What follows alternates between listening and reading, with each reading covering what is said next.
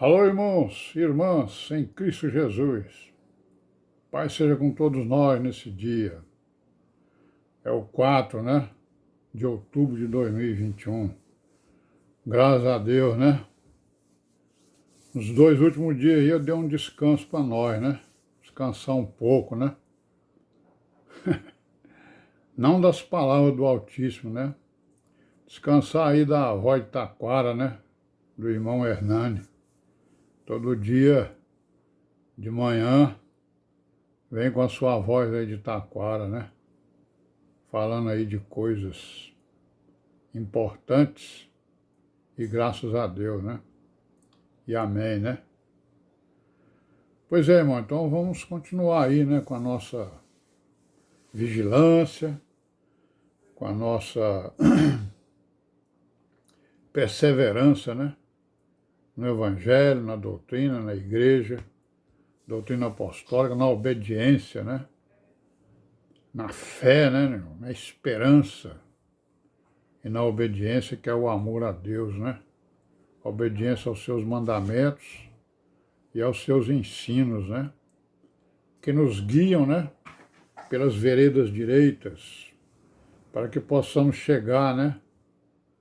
Na grande cidade, a Nova Jerusalém, que desce do céu, ataviada como uma esposa, né? Para o seu casamento, né? E amém, e graças a Deus.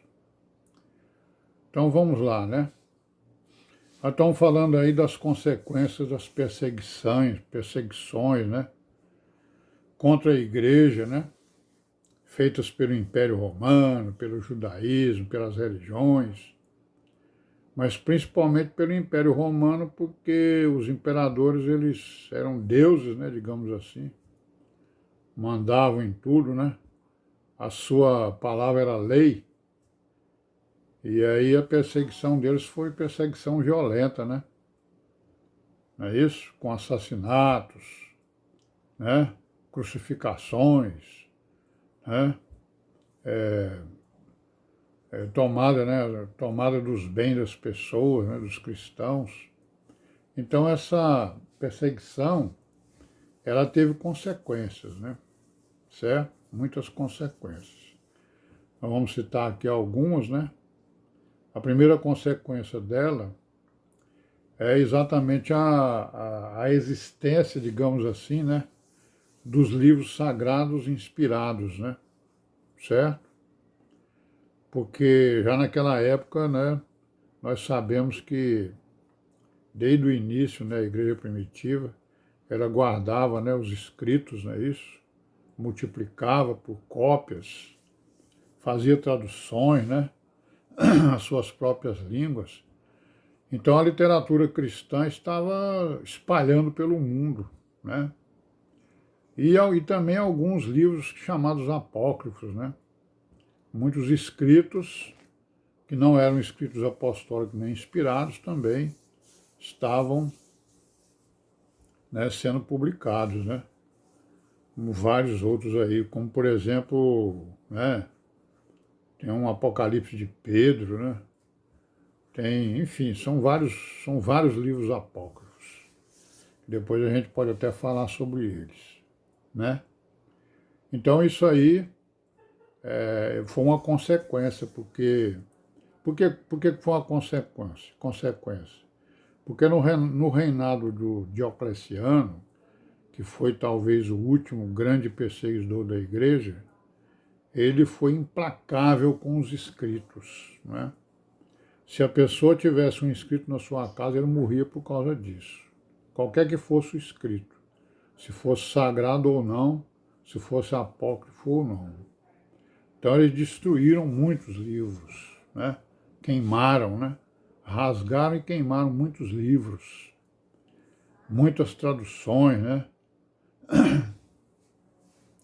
E isso aí então colaborou para que os irmãos guardassem com mais carinho, né? E com mais, digamos assim, mais segredo, os livros, né?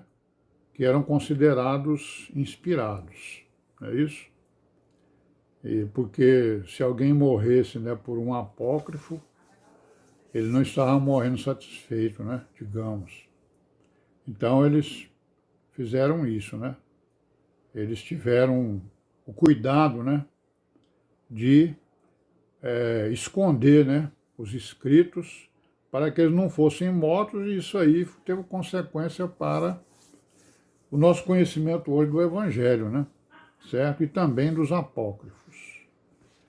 E uma outra consequência muito importante, então a primeira consequência é essa aí, a conservação dos escritos, né, certo?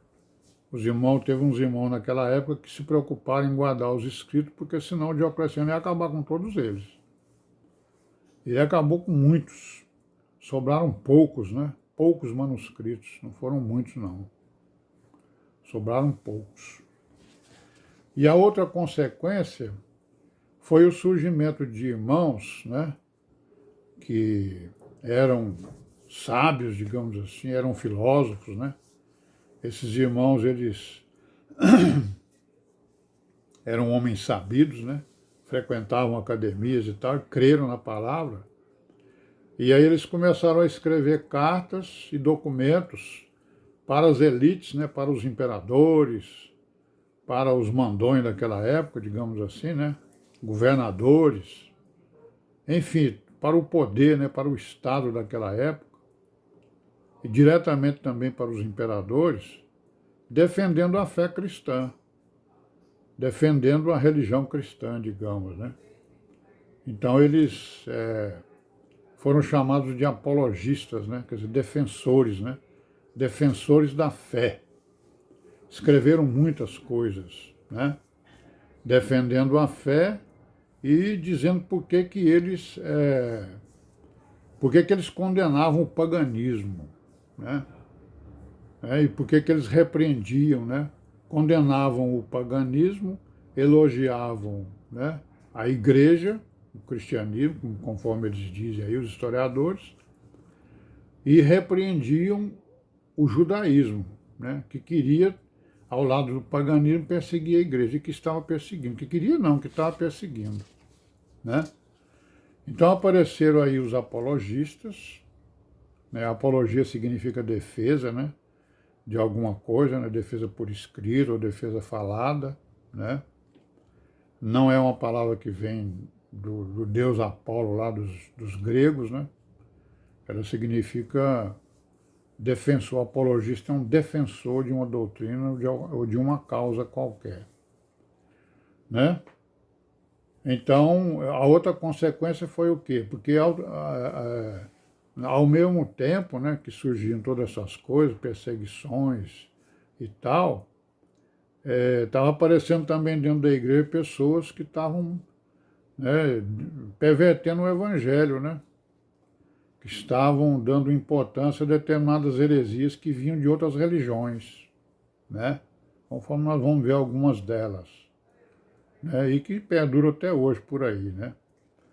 Então esses irmãos que estavam, digamos assim, discutindo com esses hereges, eles foram chamados de polemistas, né? Eles começaram a polemizar contra esses homens que estavam trazendo, né, entendimentos pagãos para dentro da doutrina apostólica. Nós vamos ver alguns deles aí, né? Então nós vimos aí que durante o reinado do Diocleciano ele mandou destruir os escritos, né? A perseguição dele foi ferrenha, né? Foi dura, né? Mandava destruir. Quem tivesse algum escrito em casa morria, certo? Então foi o que nós vimos aí. Então teve a outra consequência aí dessas perseguições, de todas essas coisas, foi exatamente a relação entre o Estado e a Igreja, né? Entre o Império e a Igreja, né? Porque essas apologias, digamos assim, essas defesas, né, da Igreja e da doutrina apostólica, começou a mexer com a consciência das pessoas, né? Inclusive, nós vamos ver que mexeu com a consciência de um imperador chamado, nós sabemos quem é ele, né? Que é o Constantino, né? Certo? Vamos chegar lá nele. Então, a apologia, né? Os apologistas, eles trabalhavam exatamente a questão de melhorar a relação entre a igreja e o Estado. Bom, nós vamos parar por aqui, amanhã a gente continua, se Deus quiser, né? Amém, né?